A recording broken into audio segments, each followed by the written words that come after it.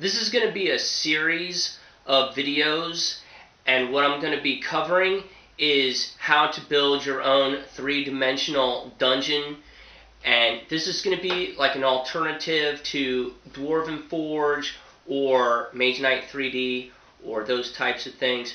And this challenge was presented to me from a local dungeon master here that is also working on the same project, and him and I are going to be working together, but he's coming at it from a different angle. He's going to be molding plaster and some resin molds and stuff, and what I'm going to be doing is I'm going to be making mine out of wood.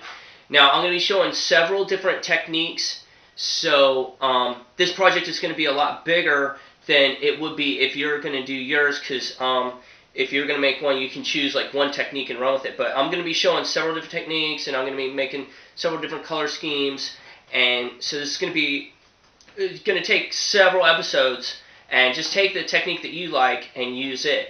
Now, there's a lot of materials and a lot of stuff going on, but we're gonna throw it. So my one reference material here that I'm going to use is this Home Depot decorative painting book, and in here there are all different types of techniques to make different textures. Now, at first when we were trying to figure this out, we were trying to think of how to make brick.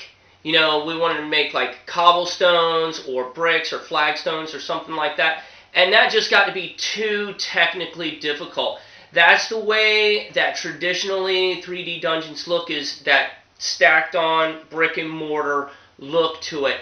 And it just got to be too difficult to handle, and it was going to be too expensive to try to produce. It was going to be too, like, there was so many steps. So an alternative that I finally decided on was, we're just going to make this like a natural stone look. It's going to be much simpler, it's going to be easier, and it's going to be cheaper. And you're going to achieve the same result. So that's what I decided on.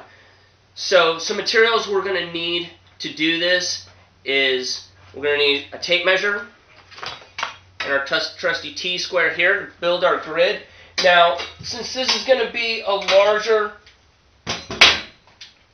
dungeon, I'm going to use a 2-inch grid instead of either a 1 or a 1.5 inch grid. This is going to be, because we're going to be actually cutting into our wood, and that would be a lot of cuts.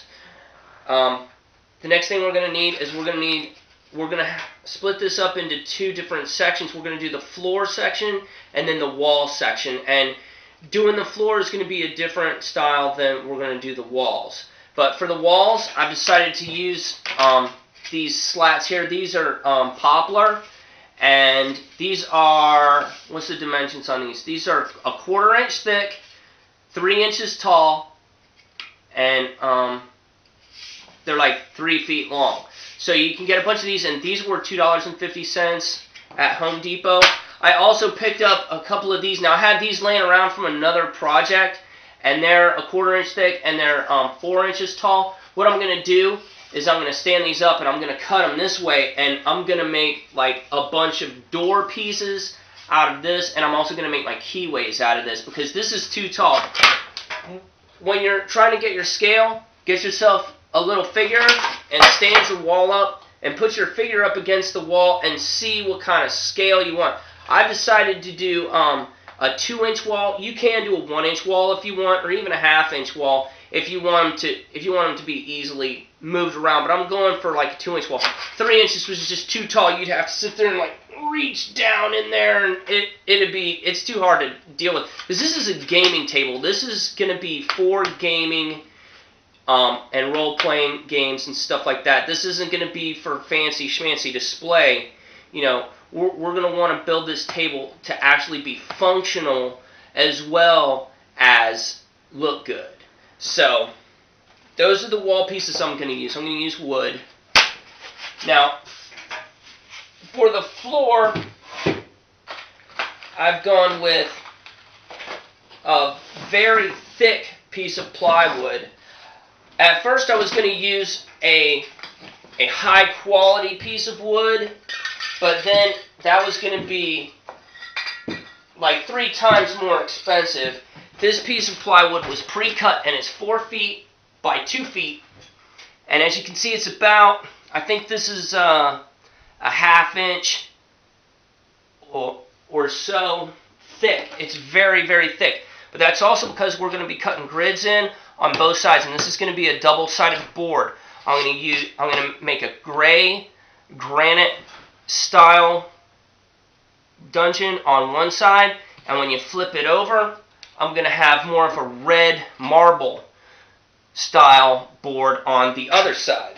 So, since I'm going to be flipping this over, and I am going to have this board texturized, I want to be, since it's double-sided, I want to be able to hold it up so that the texture doesn't rub off when I flip them over and move it around and shift it. So, I got some of these furniture glides here. What's our time looking like? 6 minutes. Okay.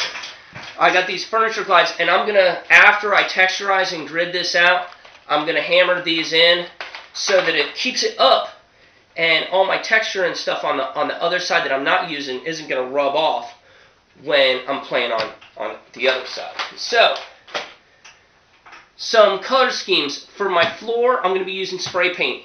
And my first color scheme is going to be gray granite. So I'm going to be using 3 different colors.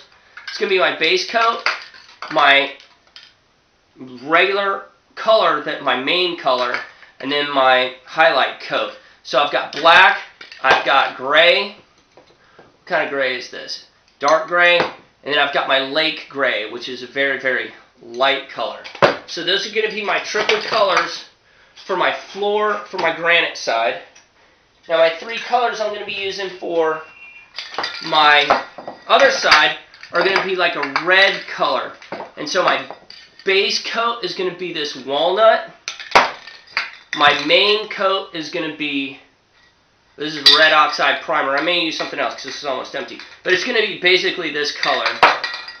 And this color is khaki. And so this is what my red granite, my red marble color base is going to look like. Now for my walls, I'm going to be using these smaller apple barrel paints. And these you can pick up for 50 cents a piece. So I picked up a bunch of these. This is like $6. So for my red marble, what did I pick here? I have toffee and dark chocolate. I'm also going to use a white as a highlight. And then for my granite, I have country gray, pewter gray, and black. And I may highlight it a little bit with this white, but I think my highlight color is going to be this country gray. So this is going to be for my walls. And I'm going to stop here and make my episode 2, or my part 2, after this. And stay tuned, and thanks for watching.